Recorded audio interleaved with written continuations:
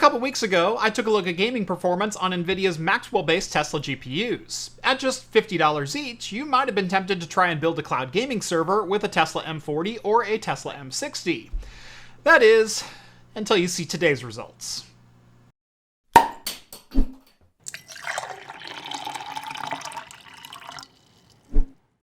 Today's video is brought to you by Maximum Settings Cloud Gaming. This is a gaming PC, but it's not exactly portable. This is also a gaming PC, but it's not exactly powerful. What if you could turn any device you already own into a PC as powerful as this, while being as portable as this? With Maximum Settings Cloud Gaming, you get access to a powerful gaming PC in the cloud from basically any device you already own. For example, here's Helldivers 2 running on an Odin Lite Android handheld. Here's Cyberpunk 2077 running on my phone.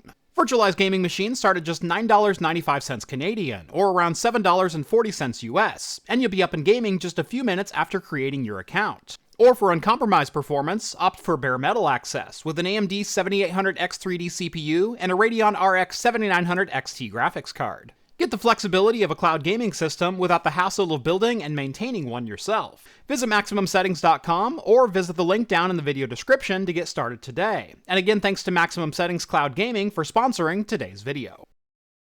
Welcome back to Craft Computing, everyone. As always, I'm Jeff. We'll start off with a bit of a side tangent today with the GTX 1080 Ti or the Titan X Pascal. It's the darling Pascal-powered GPU that refuses to die. So much so that it's basically a meme at this point. But why is it so good, and why have newer GPUs been unable to supplant it? Well, it's not that newer GPUs aren't faster. The 2070 Super and the 3060 Ti still easily top its performance. It's because when you look at performance per dollar, it's been nearly impossible to beat. Last week, we took a look at NVIDIA's Maxwell-based Tesla cards, and the results were fine, at least when it came to running a single gaming VM on a single card. But you could also get those results by buying a knockoff RX 580 for $65 and passing it through to a VM. But what if you want to build a server that runs as many gaming VMs as possible? My current server is running a pair of Xeon E5 2697 V4 CPUs, with a total of 36 cores and 72 threads, along with 256 gigabytes of DDR4 memory. That's enough to run 8 virtual machines, each configured with 4 cores and 8 threads, along with 24 gigabytes of memory, and still have some spare for the host itself. The Maxwell-based Tesla cards gave a pretty solid effort, with the Tesla M60 serving up roughly 60 frames per second on average in every game that I tested. Not bad for a 9-year-old enterprise card that was never intended to run games. But I think we can still do better. So why did I start off this video by talking about the GTX 1080 Ti? Well, that card shares quite a few specs with the Tesla cards we'll be looking at today, though with some major differences. We'll be running 3 Pascal-based Tesla GPUs through their paces, and again, seeing if any of these cards has a potential home in your server. First off, let's start off with the always adorable NVIDIA Tesla P4. Don't let its half-height, half-length frame fool you. Under the shroud is a full NVIDIA GP104 GPU die with 2560 CUDA cores and 8GB of GDDR5 memory. If those specs sound familiar, that's because it's the same GPU and memory that you'll find in a GTX 1080. The P4 was designed for dense machine learning environments, where the number of CUDA cores is much more important than raw clock speeds. Thus, the P4 has a max boost clock of just 1114 MHz, whereas a 1080 could often hit speeds approaching 2 GHz. Memory bandwidth is also reduced in an effort to save power, with a clock speed of 1502 MHz instead of 1733. But the advantage in the P4 is that it has a TDP of just 75 watts, making it insanely power efficient. The next 2 GPUs are the flagships of the Pascal generation, and the source of much debate over which of them is faster. The Tesla P40 right here shares the same GP102 GPU die as the GTX 1080 Ti and the Titan XP, though with the latter's 3840 CUDA core count. We've also got a full 24 gigabytes of GDDR5 memory on a 384-bit bus. But this power didn't come cheap. When this card launched in September of 2016, it had a price tag of $5,699. The Tesla P100 launched just a few months before that, in June of 2016, and for the same exact price. And while it was a Pascal-based GPU, it is one of the most unique GPUs in this product stack. Rather than sharing a GPU die with its consumer counterparts, it utilizes a GP100 GPU die. Now this still has 3584 CUDA cores and matches the count found in the GTX 1080 Ti and the Titan X Pascal that I have right here. So why did NVIDIA opt for a special GPU die? Well, rather than running GDDR5 memory, the Tesla P100 has 16 gigabytes of HBM2 as part of its package, which offers an incredible 4096-bit bus. Effectively, that means the P100 has double the memory bandwidth of the Tesla P40. And here's where the debate around performance comes in. Some people claim the Tesla P100 is the faster GPU when it comes to gaming because of that higher memory bandwidth. Some people say the P40 is faster because it has 10% more CUDA cores, and that those are enough to offset the differences in any memory discrepancies. Well, there's only one way to find out.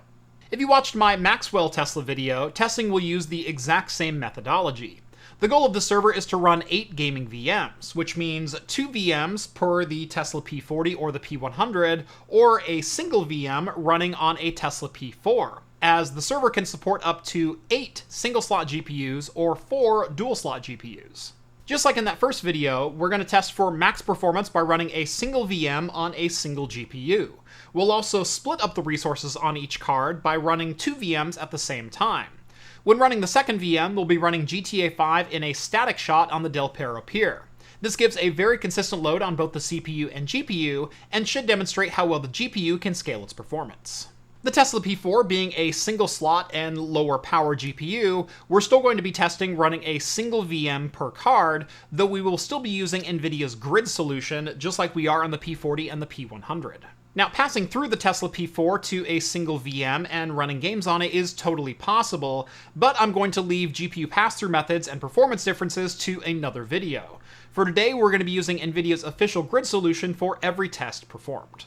Also note that NVIDIA's grid drivers usually lock the card to a hard cap of 60 frames per second, but I do have that disabled with custom profiles. More information on that is available in my vGPU setup tutorial, which you can find down in the video description.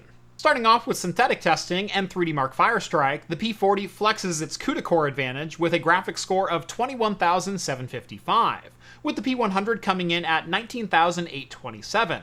For those keeping score, that means the P40 is around 9.7% faster than the P100.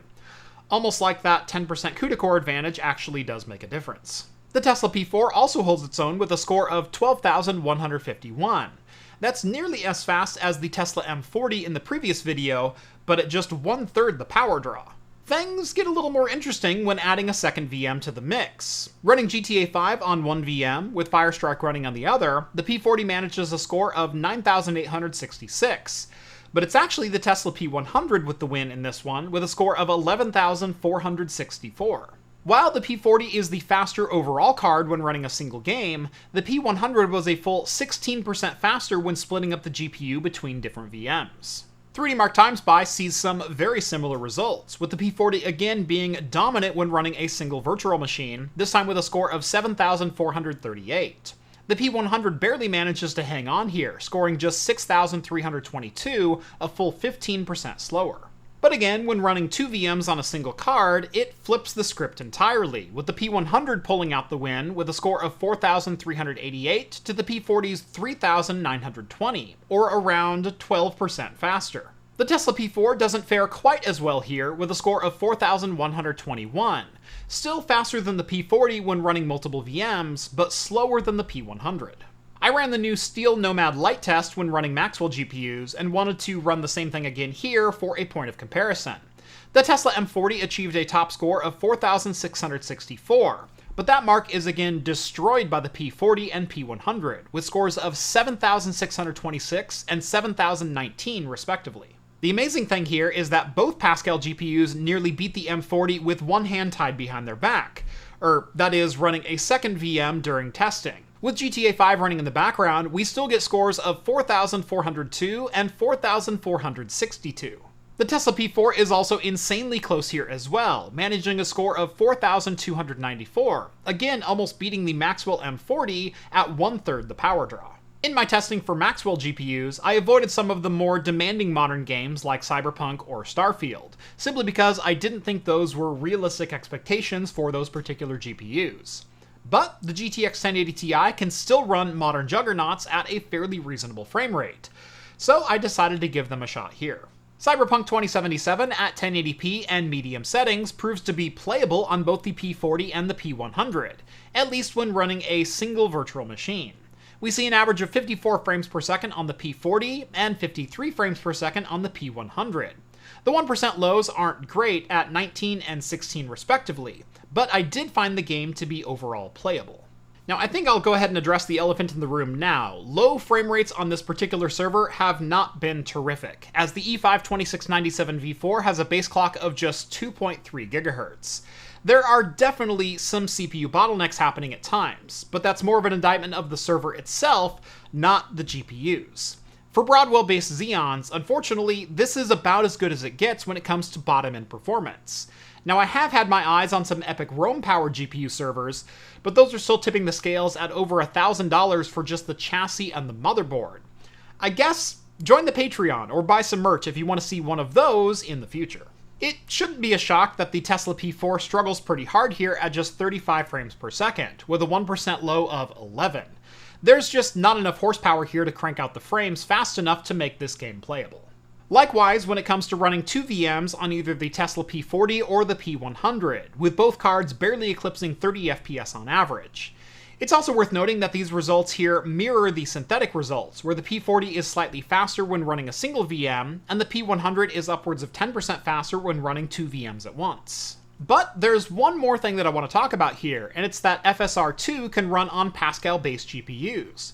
Turning that on does improve frame rate slightly for both the P40 and the P100 in all three metrics, though it's not a dramatic difference. The P4, on the other hand, shoots up from 35 to 49 frames per second on average, an improvement of 25%. Unfortunately, the lows didn't improve alongside it, still bottoming out in the single digits. We also see a dramatic improvement in the P40 and P100 when running two VMs with FSR enabled. Both cards managed to improve their averages by around 20%, up to 39 frames per second, making the game somewhat playable, and that's a result I definitely was not expecting. Moving on to our other insanely demanding game, Starfield proves to be a stuttery mess, even at 1080p and medium settings.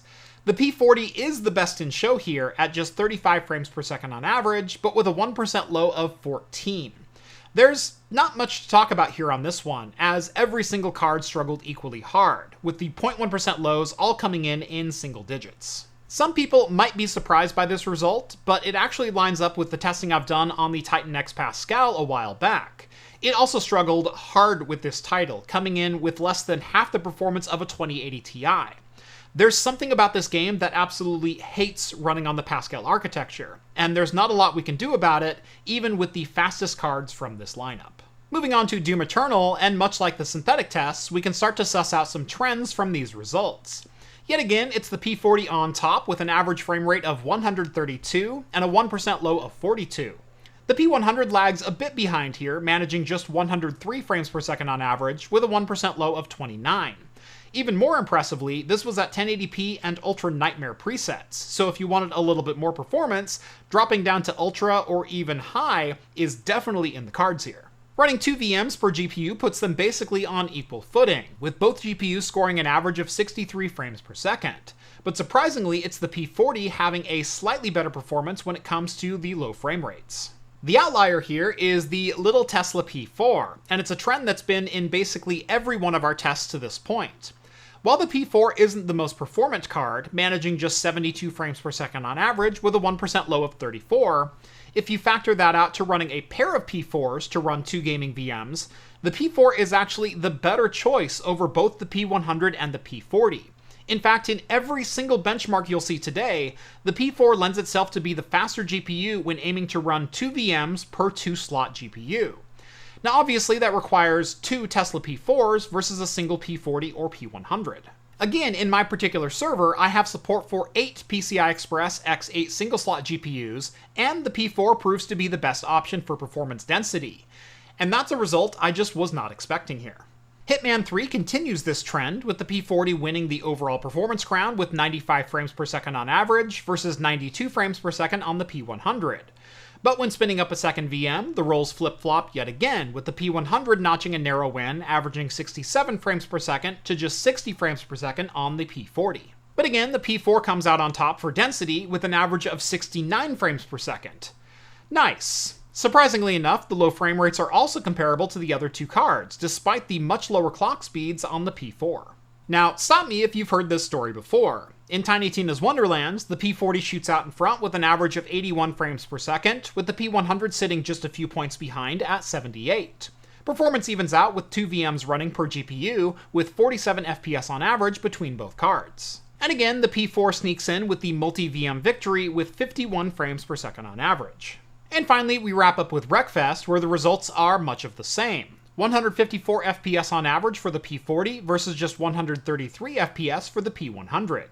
Interestingly enough, the low frame rates are also much higher on the P40 here as well, where most other benchmarks we see basically a stalemate between the two cards. Running 2 VMs per card evens out the averages to 103 FPS on both GPUs, but it's the P40 again with slightly better lows at 39 and 18 versus 35 and 13 FPS respectively on the P100.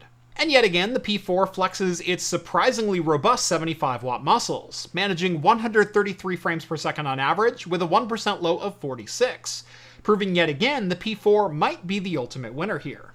So, what did we learn here today? I've seen a ton of theories around all three of these cards, with people not able to agree about which card is the fastest when it comes to gaming. The stranger than fiction answer might actually be, they're all the fastest, it just depends on how you're using them. Let me explain. In every single benchmark, with the exception of Cyberpunk running with FSR2 enabled, the P40 was the highest performing GPU when running a single VM. 1 GPU, 1 VM, 1 game, the P40 was on average 8% faster than the P100. When it comes to single GPUs being split between 2 VMs, the P100 was faster than the P40 by around 4% on average, but by as much as 12% in a couple of different tests. But coming back to my ultimate goal for this server, I'm wanting to run 8 gaming VMs using the resources available inside this single 2U server. That means 36 cores and 256 gigs of memory split into 8 4-core 24GB virtual machines. That also means I can install either 4 dual-slot GPUs or 8 single-slot GPUs and divide them evenly into 8 virtual machines. The Tesla P4 isn't going to win any races when looking for top-end performance, but that's also not the aim of this server.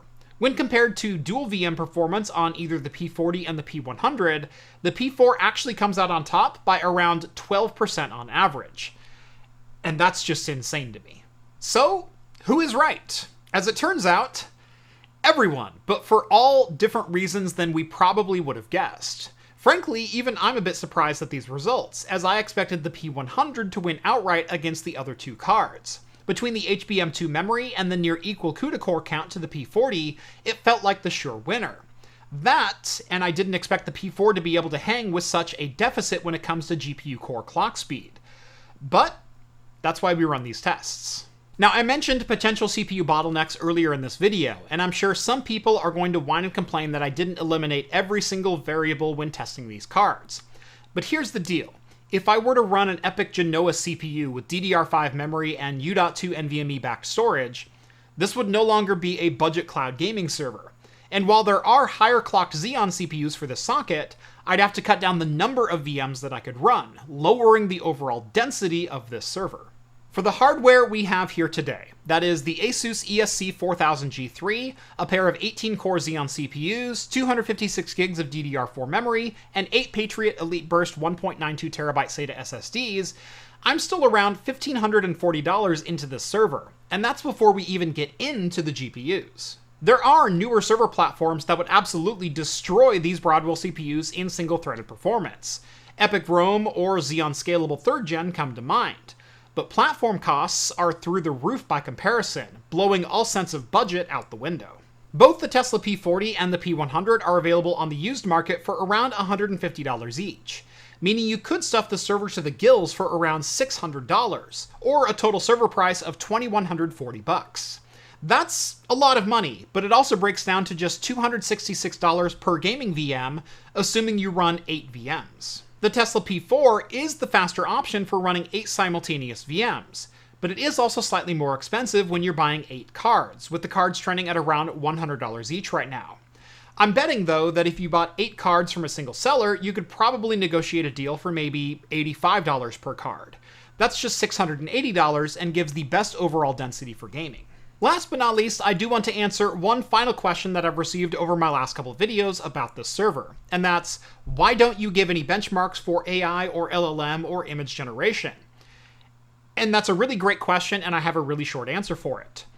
I don't believe I'm qualified enough yet to give anything resembling accurate benchmarks. I've not spent enough time learning the ins and outs of LLMs or scalability, or even where to begin when it comes to benchmarking GPUs for AI comparisons. And I don't know that for home labs, AI benchmarks are all that relevant. At least not yet. Every GPU, at least any GPU that can run the latest version of CUDA, like the Pascal cards right here, will run LLMs, so long as you have enough memory to support your model. And every GPU will give similar answers to your inference requests. It's just that some GPUs will take longer than others. That's a far cry from gaming benchmarks, where some games will run great, like Doom Eternal, but other games are just unplayable, like Starfield. As AI continues to develop and interest grows for more self-hosted options, I do plan on spending some more time researching what the best options are. But I'm not there yet, and I'd rather contribute zero information instead of bad information. So that's going to wrap up my testing of NVIDIA's Pascal-based Tesla GPUs for now. If you couldn't tell from the cost of this server, running these kinds of tests is pretty expensive. If you like the content you see on this channel and want to help support projects like this, head on over to craftcomputing.store and pick up some of my merch. We've got laser-etched pint glasses, coasters, whiskey stones, all of them designed and made 100% in-house by me. On your way down there, don't forget to drop this video a like and subscribe to Craft Computing if you haven't done so already. Follow me on the social medias at Craft Computing for daily shenanigans like this. And another way to help support the channel is to join the Patreon. And as a perk of that, you'll get exclusive access to my Discord server, where you can chat with myself as well as the other hosts from Talking Heads, my once-weekly live show for the latest in beer and tech news. But like I said, that's going to do it for me in this one. Thank you all so much for watching, and as always, I will see you in the next video. Cheers, everyone. That is weird. That's weird.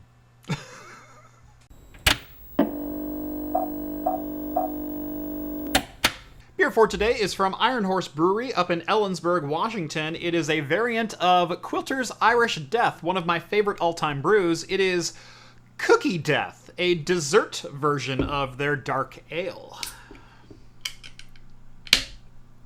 Now, Ironhorse makes a whole bunch of different variants of the Quilter's Irish Death.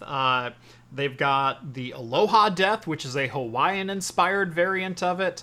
They've got Tiramisu Death, which I might have on the channel in a couple of weeks. But Cookie Death is one that I've never had before, so I'm kind of excited. All right, Cookie Death. Here we go. Molassesy sweet on the nose. Not real thick, but definitely sweet. This one definitely needs to warm up a bit. I took a big gulp and wasn't all that impressed with what I had. I took a very tiny sip and let it warm up real quick on my tongue. Completely different beer. I think we'll re-explore this one when we get a little lower. Cookie Death. This one's interesting. Quilter's Irish Death has a very defined and distinguished taste. It is a smooth dark ale. That is the type of beer that it is. It's not a stout, it's not a porter. It is designed to be as smooth drinking with some of the dark notes poking their heads out. But I'm not talking like roast or coffee or dark chocolate or things like that. It's just a little bit richer than a traditional lager would be. That's a smooth dark ale. My first thought about this beer is it tastes like a lactose stout that is just a little bit too young. It's a little bit sharp. It's a little bit sour. It feels like it needed more time to kind of find its legs. While the Quilter's Irish Death base is still there, there's some other notes that are just kind of weird. Just a little funky about it. At least that was my thought when it was cold. As this beer warms up, it develops a body that does start to mimic that little bit of molassesy sweetness on the nose. I wouldn't call it cookie death. I'd call it cookie dough. This is definitely like chocolate chip cookie dough. You're left with a very, very well-defined aftertaste of my mouth feels like I literally just took a bite of cookie dough. Not drank a beer that tastes like cookie dough. I feel like I ate cookie dough. It's a little weird. It's a little offsetting. It's not a bad flavor at all, but it took a while to get there. This is not a beer I would serve ice cold. This one, as with a lot of dark beers, you want to serve a little bit warmer. I think this beer is much more at home at 50 degrees Fahrenheit instead of 35 degrees Fahrenheit. If you tried this beer one-off and you pulled it out of the fridge, let it warm up a bit, you're going to thank me later. It's way more enjoyable, although still just as offsetting and kind of mirror universe. Instead of drinking beer, I'm craft computing who reviews raw cookie dough. Take with that information what you will. And cheers, everyone.